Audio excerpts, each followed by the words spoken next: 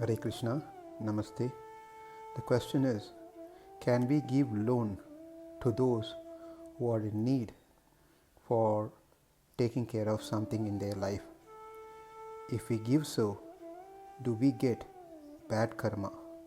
The reason that I'm asking this question is because by helping someone who is in need, are we not further entangling them into this material world? If I give loan to someone, if that person is unable to pay the money back on time, then he may try to take another loan for higher interest from someone else to settle the loan with me. In this way, he may get too much entangled into this activity, and I may become the cause in first place because I gave him the loan. So better not to give loan or help anyone. Is my understanding correct? Before we say whether it's correct or wrong, let's take a couple of similar examples and understand from that. Example 1. Say someone is starving, hungry, and they are in need of food or some money to buy food. Now when that person approached me, I start putting the logics and start thinking from what I've learned so far that if I give him food or money, he will be satisfied from the hunger, and then he will go and do whatever he does, the material things that may entangle him further into this material world. He may create more karmas. Rather, if I don't give him money, there are possibilities that he will get frustrated towards us, towards this world, and may develop vairagya, detachment, and become a nice devotee, a bhakta, and finally attain moksha. Therefore, better don't feed this person. Now let's see a second example. As I was walking on the street, someone suddenly became unconscious and fell on the road. Now again I started applying my learnings, my logics, and start thinking whether to help that person or not. Then I decided not to help because if I help this person, he will become normal and continue his materialistic activities. And because of that, he is going to be entangled in the samsara. Not only that, I will get bad karma for helping such person. Therefore, better I don't get involved. Let me walk unnoticed. Now let's see a third example, which is nothing but an extension of what we just saw, the second example.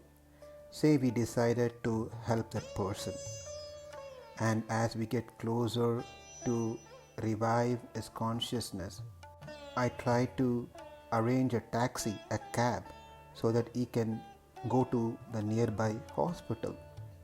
But the taxi driver asks for payment first.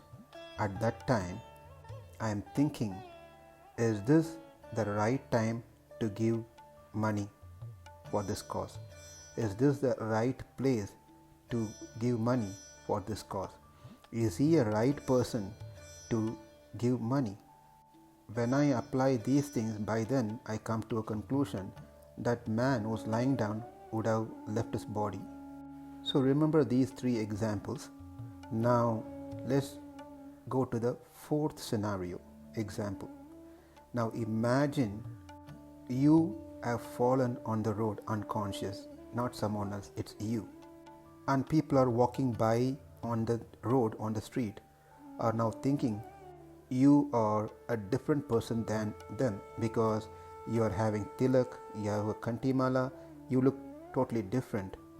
Therefore, all the people just walking by you but doesn't do anything to you just because they felt you're not same as them.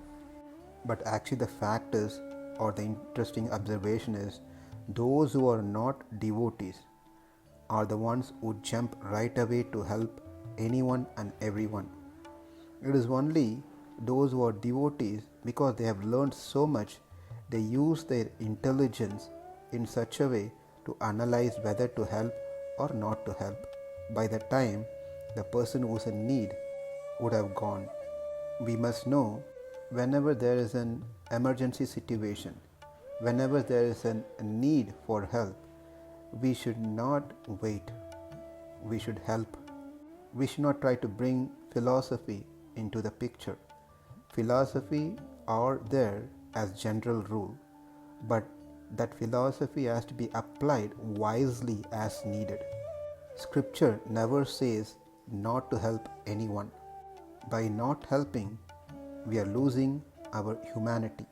Irrespective of what and who, we must first help others, serve others as needed for good cause.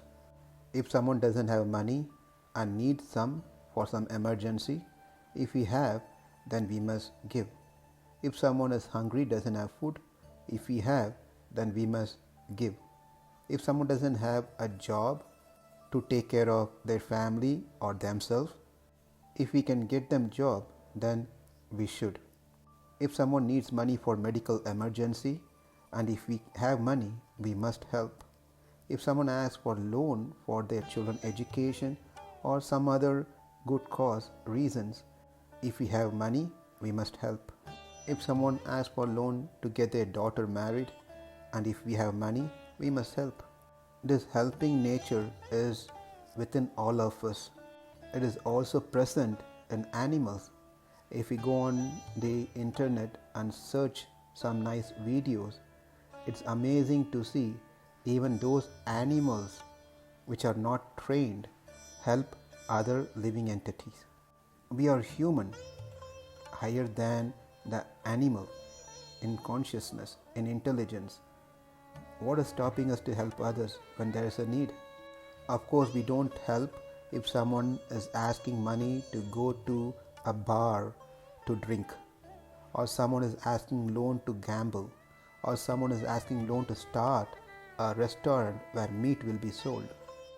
We definitely not to help such people or projects, and if we do, we will get bad karma. But helping for genuine reasons without expecting anything in return will not get us any karma. Your question that if I help someone for good cause and that person then get entangled in this samsara because me helping him is not your problem. If a person get entangled after you help him, then it is his karma phalam, that is result of his karma. You will not take responsibility for that. Helping for good cause is our duty, but we are not responsible for the outcome through the help that we provided to them.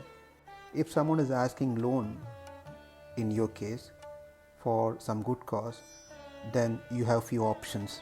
Option 1, give just some percentage of money than giving the whole amount.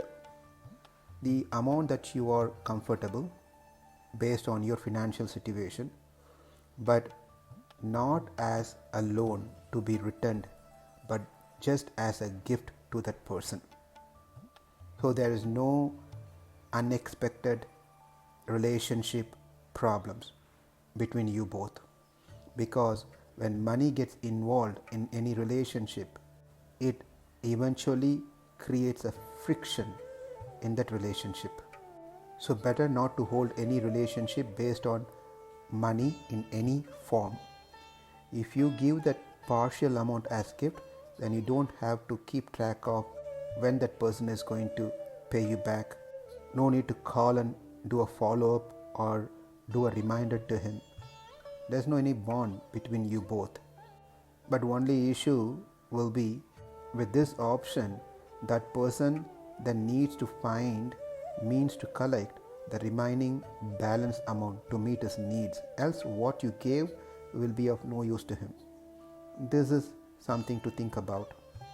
Option 2, give the whole amount for free of interest, 0% interest. Option 3, give it for less interest.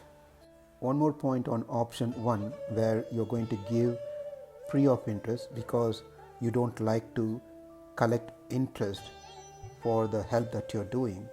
Then make it clear, set an expectation with that person when the money to be returned. Work out a comfortable plan between you both.